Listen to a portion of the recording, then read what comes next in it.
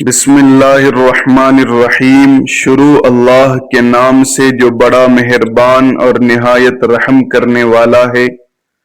ناظرین کرام، آج کا یہ موضوع ایک انتہائی اہم اور حساس موضوع پر مشتمل ہے، جو نہ صرف عورتوں کی فطری زندگی سے جڑا ہے بلکہ غلط فہمیوں اور بے بنیاد پروپیگنڈوں کا بھی شکار رہا ہے۔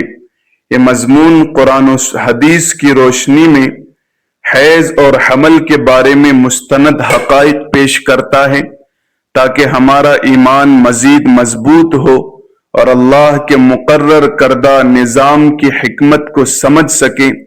ناظرین کرام، امید ہے سبھی حضرات خیر و عافیت کے ساتھ ہوں گے۔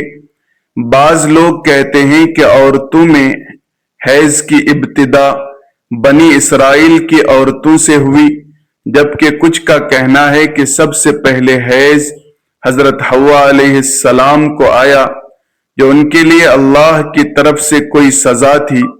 آج کل اس موضوع پر متعدد ویڈیوز گردش کر رہی ہے، جن میں کچھ لوگ بغیر تحقیق مسلمانوں کے ایمان کو کمزور کرنے کی کوشش کرتے ہیں، بغیر غور و فکر کے اس بات کو سچ سمجھ لیتے ہیں کہ حیض حضرت حوا علیہ السلام کے لیے کوئی عذاب تھا، حالانکہ حقیقت بالکل مختلف ہے۔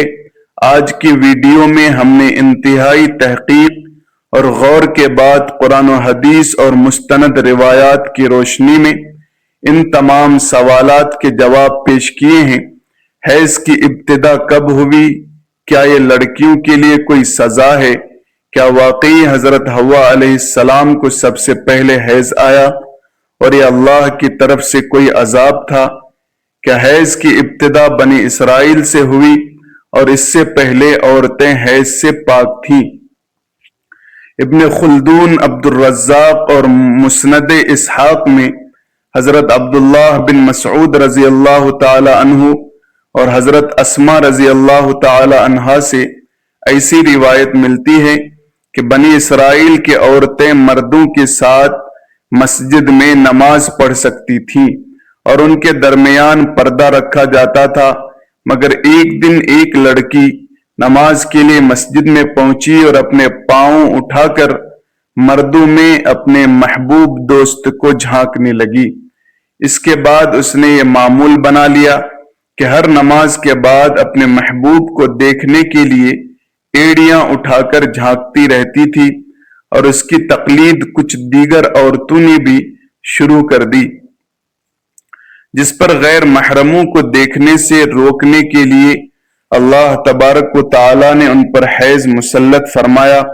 بعض لوگوں کا خیال ہے کہ حیض کی ابتدا اسی دن بنی اسرائیل کی عورتوں سے ہوئی، لیکن یہ تصور غلط ہے، کیونکہ مفسرین اس روایت کی تشریح میں بیان کرتے ہیں کہ حیض کوئی معمولی بیماری نہیں تھی، بلکہ بنی اسرائیل کی عورتوں نے مسجد میں گناہ کیا تو اللہ نے ان پر سزا کے طور پر 4 ماہ تک مسلسل حیض رکھا، جس کی وجہ سے وہ مسجد جانا ہی چھوڑ بیٹھی۔ پھر جب عورتوں نے اللہ تعالی سے معافی طلب کی تو اللہ تبارک و تعالی نے ان کی توبہ قبول فرمائی اور یہ عذاب ختم ہو گیا۔ پیارے ناظرین کرام اور میری بہنوں، مستند اور صحیح احادیث میں واضح طور پر بیان کیا گیا ہے کہ عورتوں میں حیض کی ابتدا روز ازل سے ہوئی، نہ کہ بنی اسرائیل سے۔ حیض کے متعلق 2 حدیثیں یہ ثابت کرتی ہیں کہ حیض روز ازل سے ہے۔ حضرت عائشہ رضی اللہ تعالی عنہا نے بیان کیا کہ حجۃ الوداع کے موقع پر اللہ کے رسول صلی اللہ علیہ وسلم کے ساتھ حج کے لیے روانہ ہوئی۔ راستے میں انہیں حیض آ گیا اور اس فکر سے کہ اب حج ادا نہیں کر سکیں گی رونے لگی۔ جب حضرت عائشہ صدیقہ رضی اللہ تعالی عنہا نے یہ حالت رسول پاک صلی اللہ علیہ وسلم کو بیان کی تو آپ صلی اللہ علیہ وسلم نے انہیں سمجھاتے ہوئے فرمایا کہ یہ ایسی چیز ہے جیسے اللہ رب العزت نے اولاد آدم کی عورتوں کے لیے مقرر کر دیا ہے، اور اس حالت میں تم بھی وہی عمل کرو گی جو حج کرنے والا کرتا ہے، بس پاک ہونے تک بیت اللہ کا طواف نہ کرنا۔ اسی طرح ایک حدیث مبارکہ میں حضرت ام المؤمنین ام سلمہ رضی اللہ تعالی عنہا سے بھی مروی ہے، جنہوں نے بیان کیا کہ ایک موقع پر وہ رسول اللہ صلی اللہ علیہ وسلم کے پاس بیٹھی تھی کہ انہیں حیض شروع ہو گیا۔ وہ وہاں سے اٹھی تو رسول اللہ صلی اللہ علیہ وسلم نے دریافت کیا، اور جب انہوں نے بتایا کہ انہیں حیض آ گیا ہے تو آپ صلی اللہ علیہ وسلم نے فرمایا کہ یہ ایسی حالت ہے جسے اللہ تبارک و تعالی نے آدم کی بیٹیوں پر لازم فرما دیا ہے۔ ابن خلدون، ابن کثیر اور امام بخاری نے حیض کے موضوع پر ایک باب قائم کیا جس کا عنوان تینوں نے حیض کا آغاز کیسے ہوا رکھا، اور اس میں سب نے حضور اکرم صلی اللہ علیہ وسلم کے فرمان کو بیان کیا کہ حیض وہ چیز ہے جسے اللہ تعالی نے آدم کی بیٹیوں پر لازم فرما دیا ہے۔ اس طرح ہمیں واضح ہو گیا کہ حیض کی ابتدا بنی اسرائیل سے نہیں ہوئی بلکہ حضرت آدم علیہ السلام کی بیٹیوں کے زمانے سے شروع ہو چکی تھی، کیونکہ حضور اکرم صلی اللہ علیہ وسلم نے فرمایا کہ حیض کو اللہ تبارک و تعالی نے آدم کی بیٹیوں پر لازم کیا ہے، اور کیونکہ آدم کی بیٹیاں بنی اسرائیل سے پہلے بھی موجود تھیں اس لیے حیض بھی پہلے سے موجود تھا۔ علامہ ابن حجر عسقلانی اور فتح الباری میں بھی یہ بات واضح طور پر ثابت ہوئی ہے کہ حیض عورتوں کے مقدر میں ابتدائی تخلیق سے شامل تھا۔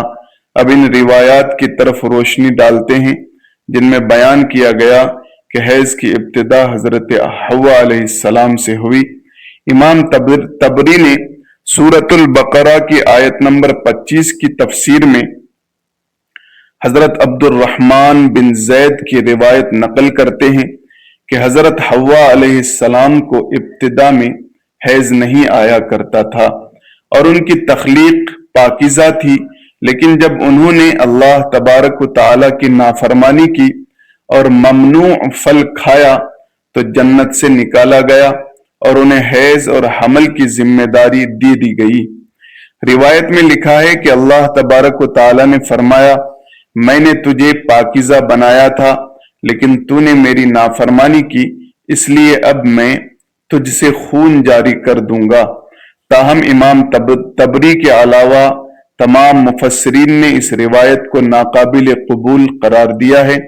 حیض دراصل ایک فطری عمل ہے جو ہر مہینے عورت کو بلوغت سے شروع ہوتا ہے اور اسے صحت کی علامت سمجھا جاتا ہے، کیونکہ اسی حیض کے ذریعے رحم میں بچے کی پرورش ممکن ہوتی ہے۔ یہ اللہ تبارک و تعالی کا مقرر کردہ نظام ہے۔ غیر حاملہ عورت کو اگر حیض نہ آئے تو یہ بیماری کی علامت ہو سکتی ہے، لیکن یہ عورت کے لیے کوئی عذاب نہیں ہے، اور نہ ہی کسی مستند روایت سے ثابت ہے کہ حیض عورت کے لیے سزا ہے، بلکہ یہ ایک ذمہ داری ہے جو اللہ تبارک و تعالی نے انسانیت کی تخلیق کے لیے عورتوں پر عائد فرمائی ہے۔ اسی لیے جو عورتیں اس ذمہ داری کو بخوبی انجام دیتی ہیں وہ اجر و ثواب کی مستحق ہوتی ہیں، جیسا کہ حضرت اماں عائشہ رضی اللہ تعالی عنہا نے ایک دفعہ حضور اکرم صلی اللہ علیہ وسلم سے سوال کیا، اے اللہ کے نبی، مجھے تو لگتا ہے کہ عورتیں پیدا ہی مصیبت جھیلنے کے لیے ہوئی ہے۔ حضرت عائشہ اماں رضی اللہ تعالی عنہا کا اشارہ حیض کی تکالیف کی طرف تھا، جس پر نبی اکرم صلی اللہ علیہ وسلم مسکرائے اور فرمایا، نہیں، بلکہ یہ ایک ایسا نظام ہے جس کے ذریعے بنی آدم کی عورتیں آزمائی جاتی ہیں۔ اس حدیث مبارکہ حدیث شریف کی تشریح میں علامہ ابن حجر نے فتح الباری میں لکھا ہے کہ عورتوں کی تخلیق ہی اس طرح کی گئی ہے کہ ان پر حیض لازم ہو، اور یہ ابتدا سے ہی مقرر تھا۔ جو عورت اس پر صبر کرے گی وہ اجر و ثواب کی حقدار ہوگی، اور جو اسے مصیبت یا برائی سمجھے گی وہ اللہ تبارک و تعالیٰ کی تخلیق میں عیب تلاش کرے گی اور اللہ کے ہاں گناہ کے مستحق ہوگی۔ حیض دراصل اللہ تعالیٰ کی طرف سے عورتوں کے لیے آزمائش ہے، جس پر صابر عورتوں کو اللہ تعالیٰ عظیم اجر و ثواب عطا فرمائے گا۔ یہی وجہ ہے کہ حیض عورتوں کے لیے کوئی عذاب نہیں بلکہ ایک فطری اور مقدر شدہ عمل ہے جو اللہ تبارک و تعالیٰ نے ان کی تخلیق میں شامل کیا۔ ہر مہینے ہونے والا حیض عورتوں کی صحت اور قدرتی نظام کی علامت ہے، نہ کہ کوئی سزا یا عذاب۔ اسی طرح حضرت اماں عائشہ رضی اللہ تعالی عنہا نے سوال کیا تو حضور اکرم صلی اللہ علیہ وسلم نے اسے سمجھایا کہ حیض ایک قدرتی اور مقررہ نظام الہی ہے جسے اللہ تبارک و تعالی نے بنی آدم کی عورتوں کے لیے مقرر فرمایا ہے تاکہ ان کی صبر اور رضا کا امتحان ہو اور وہ اللہ کے ہاں اجر و ثواب پائیں۔ اس سے یہ واضح ہو گیا کہ حیض کسی عورت کے لیے سزا نہیں بلکہ اللہ کی طرف سے ایک مقررہ اور مقدس نظام ہے جس پر صبر کرنے والی عورتوں کے لیے جنت کے حقدار بن سکتی ہیں۔ حیض جسے ماہواری بھی کہا جاتا ہے ایک قدرتی عمل ہے جو ہر بالغ عورت کے جسم میں ماہانہ بنیاد پر ہوتا ہے۔ یہ صرف ایک جسمانی عمل نہیں بلکہ اس کے متعدد سائنسی اور طبی فوائد بھی ہیں جو عورت کی صحت، تولیدی صلاحیت اور جسمانی توازن کے لیے نہایت اہم ہے۔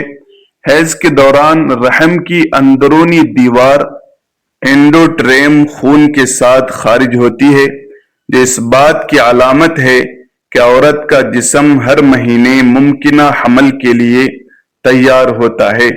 سائنسی تحقیقات کے مطابق حیض عورت کے جسم سے زہریلے مواد اور اضافی ہارمونز کو خارج کرنے کا ایک قدرتی طریقہ ہے جو جسمانی صحت اور دفاعی نظام کو مضبوط کرتا ہے۔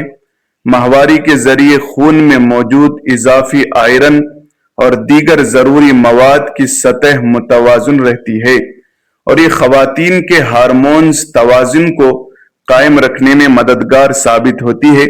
حیض کے دوران جسم میں پروجسٹرون اور ایسٹروجن جیسے ہارمونز کی سطح میں تبدیلیاں آتی ہیں جو نہ صرف رحم کی تیاری بلکہ مجموعی جسمانی اور جذباتی توازن کے لیے بھی اہم ہے۔ حیض کا نظام عورت کی تولیدی صحت کی نشاندہی بھی کرتا ہے۔ اگر حیض باقاعدگی سے آ رہا ہے تو یہ جسم میں تولیدی نظام کے درست کام کرنے کی علامت ہے، اور اگر حیض غیر معمولی یا غائب ہو تو یہ کسی ممکنہ طبی مسئلے جیسے ہارمونل عدم توازن یا تولیدی مسائل کی نشاندہی کرتا ہے۔ اس طرح حیض ایک قدرتی الرٹ سسٹم کے طور پر کام کرتا ہے جو عورت کو اپنی صحت پر توجہ دینے کی یاد دہانی کراتا ہے۔ ماہواری کے دوران جسمانی اور جذباتی صحت کو بہتر بنانے کے لیے ورزش، متوازن غذا اور مناسب نیند نہایت اہم ہے۔ سائنس کے مطابق ہلکی ورزش جیسے پیدل چلنا، جھاڑو وغیرہ لگانا ماہواری کے دوران درد اور سوجن کو کم کرنے میں مددگار ہوتی ہے۔ علاوہ ازیں غذائیت سے بھرپور خوراک جس میں پروٹین، وٹامنز اور معدنیات شامل ہوں جسمانی توانائی برقرار رکھنے اور ہارمونل توازن قائم رکھنے میں معاون ثابت ہوتی ہے۔ اسلامی تعلیمات میں حیض کو ایک قدرتی اور مقدر شدہ نظام قرار دیا گیا ہے۔ قرآن اور حدیث میں واضح کیا گیا ہے کہ حیض عورتوں کے لیے عذاب نہیں بلکہ ایک قدرتی ذمہ داری اور اللہ کی طرف سے مقرر کردہ نظام ہے۔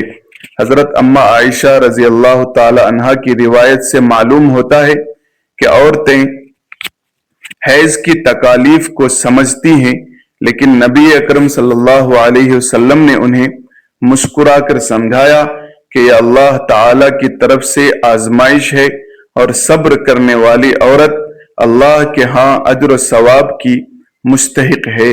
علامہ ابن حجر اور دیگر مفسرین نے فتح الباری میں واضح کیا ہے کہ عورتوں کی تخلیق ہی اس طرح کی گئی ہے کہ ان پر حیض لازم ہو، اور یہ ابتدا سے ہی مقرر تھا۔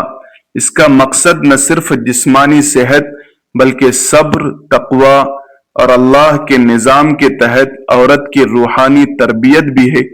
حیض کی موجودگی سے عورتیں نہ صرف جسمانی بلکہ روحانی طور پر بھی مستعد رہتی ہیں، کیونکہ اس دوران نماز، روزہ اور عبادت میں کچھ مخصوص حدود مقرر کی گئی ہیں جو صبر اور تقوی کے امتحان کا حصہ ہے۔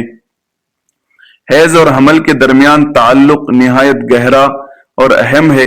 سائنسی اور اسلامی دونوں نقطۂ نظر کے مطابق حیض رحم کو ہر مہینے بچے کی پرورش کے لیے تیار کرتا ہے۔ ماہواری کے دوران رحم کی اندرونی پرت ہر مہینے نئے سرے سے تیار ہوتی ہے تاکہ اگر عورت حاملہ ہو جائے تو بچے کے لیے محفوظ اور غذائیت سے بھرپور ماحول فراہم کرے۔ اگر حمل نہ ہوتا تو یہ پرت خون کے ساتھ خارج ہو جاتی ہے جسے حیض کہا جاتا ہے، اور یہ جسم کی صحت اور تولیدی صلاحیت کی علامت ہے۔ حمل کے دوران جسم میں ہارمونز کی سطح میں تبدیلیاں آتی ہیں جسے پروجسٹرون اور ایسٹروجن جو رحم کو مضبوط غذائیت سے بھرپور اور بچے کے لیے موزوں بناتے ہیں۔ حیض کی باقاعدگی یہ ظاہر کرتی ہے کہ عورت کا تولیدی نظام فعال ہے اور جسم حمل کے لیے تیار ہے۔ حمل ہونے کے بعد حیض رک جاتا ہے اور یہ جسم میں ہارمونز کی سطح میں تبدیلی کے نتیجے میں ہوتا ہے جو بچے کی صحت مند پرورش کے انداز ضروری ہے۔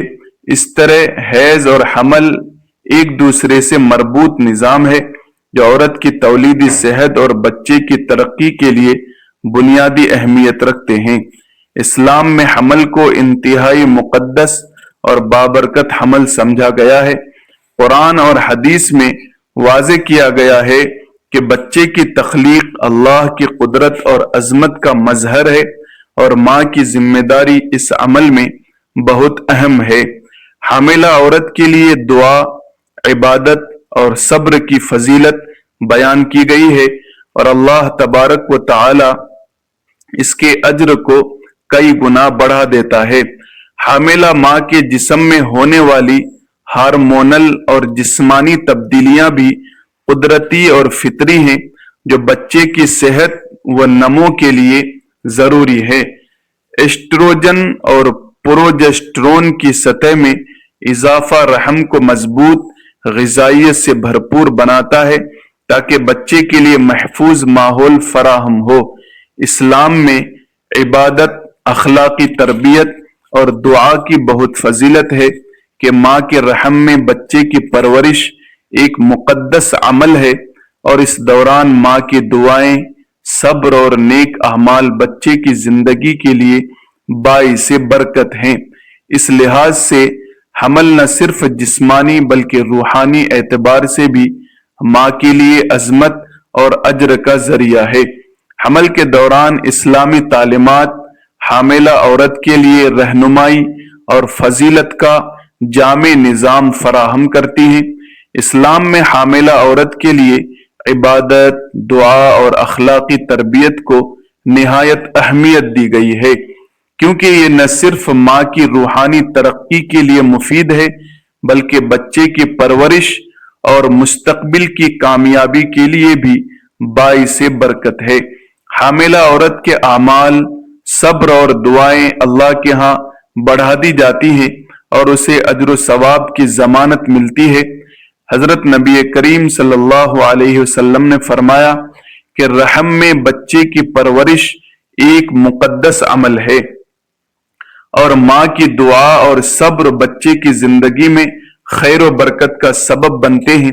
اسلام میں حاملہ عورت کی صحت، آرام، متوازن غذا اور روحانی سکون پر خصوصی توجہ دینے کی تاکید کی گئی ہے تاکہ وہ جسمانی اور نفسیاتی طور پر محفوظ رہے اور بچے کی صحیح پرورش ممکن ہو سکے، اس دوران عبادت اور اخلاقی رویوں کا صبر اور رضا کے ساتھ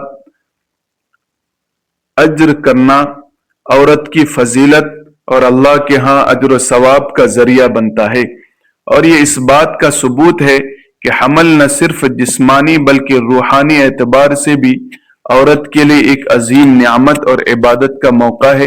حیض اور حمل دونوں نظام عورت کے تولیدی نظام کی صحت اور بچے کی پرورش کے لیے ضروری ہیں، بلکہ حمل کے لیے جسم کو مکمل طور پر تیار کرتا ہے، اور حمل کے دوران ہارمونل اور جسمانی تبدیلیاں بچے کی نشو و نما کے لیے محفوظ ماحول فراہم کرتی ہیں، جبکہ حمل اللہ کی قدرت کا مظہر اور ماں کی عظمت اور صبر کا ذریعہ ہے۔ اسلام میں عورت کی اس ذمہ داری کو بہت فضیلت دی گئی ہے، اور جو عورت حیض اور حمل کے تمام مراحل کو صبر اور رضا کے ساتھ قبول کرتی ہے، وہ اللہ کے ہاں اجر و ثواب کی حقدار بنتی ہیں۔ حضرت اماں عائشہ رضی اللہ تعالی عنہا کی حدیث سے واضح ہوتا ہے کہ عورتیں حیض اور حمل کو مصیبت یا عذاب نہیں بلکہ اللہ تعالی کی طرف سے ایک آزمائش اور اعجاز کے طور پر دیکھیں۔ حمل کے دوران ماں کی دعائیں، صبر اور نیک اعمال بچے کی زندگی میں برکت اور کامیابی کا سبب بنتے ہیں۔ حیض اور حمل دونوں اللہ تبارک و تعالیٰ کی طرف سے عورت کے لیے مقرر کردہ قدرتی نظام ہے۔ حضرت اماں عائشہ رضی اللہ تعالی عنہ کو بھی دیگر بالغ عورتوں کی طرح حیض ہوتا تھا۔ حیض کے دوران حضرت عائشہ رضی اللہ تعالی عنہ نماز اور روزے کے بعض احکام میں استثناء رکھتی تھی، جیسے حیض کی حالت میں نماز اور روزہ نہیں رکھتی لیکن عبادت اور دعا جاری رکھتی تھی، اور اس دوران صبر اور رضا کا مظاہرہ کیا۔ یہ ظاہر کرتا ہے کہ حیض کے دوران عورت کی عبادت اور نیک اعمال پر صبر اور رضا کا دائرہ اللہ تبارک و تعالی کے ہاں قبولیت کا سبب بنتا ہے۔ تاریخی اور روایتی ماخذ کے مطابق حضرت اماں عائشہ رضی اللہ تعالی عنہا کو حمل نہیں ہوا، وہ اپنی زندگی میں نبی اکرم صلی اللہ علیہ وسلم کی زوجہ مطہرہ رہی، اور ان کا اس ازدواجی زندگی میں حاملہ نہ ہونے کا واقعہ بھی مستند احادیث اور سیرت کی کتابوں میں بیان ہوا ہے۔ اس کے باوجود ان کی فضیلت اور مقام نبی اکرم صلی اللہ علیہ وسلم کے ساتھ تعلق اور اسلامی تعلیمات میں ان کے کردار کی وجہ سے بہت بلند ہے۔ ناظرین کرام، اللہ تبارک و تعالی سے دعا ہے کہ ہماری ہر ماؤں اور بہنوں کی حفاظت فرمائے، شاررین کی شر سے ان کی حفاظت فرمائے۔ اللہ تعالی ان کے مقامات کو بلند فرمائے، اپنے بارگاہ الہی میں قبول و منظور فرمائے، ان کو ہر نیک عمل کرنے کی توفیق عطا فرمائے۔ جو مرحومین مائیں اور بہنیں ہیں، اللہ تعالیٰ ان کی مغفرت فرمائے، اور قیامت کے دن ان کا چہرہ منور ہو جائے، اور رسول پاک صلی اللہ علیہ وسلم کے ہاتھوں حوض کوثر کا پیالہ پینے کی سعادت عطا فرمائے، آمین۔ اللہ مسلمانوں کی حفاظت فرمائے۔ ناظرین کرام، ویڈیو اچھی لگی ہو تو اپنے دوستوں تک ضرور شیئر کریں، ویڈیو کو لائک کریں، سبسکرائب کریں، بیل آئیکن کو دبا دیں۔ جزاکم اللہ خیرا کثیرا۔ السلام علیکم ورحمۃ اللہ۔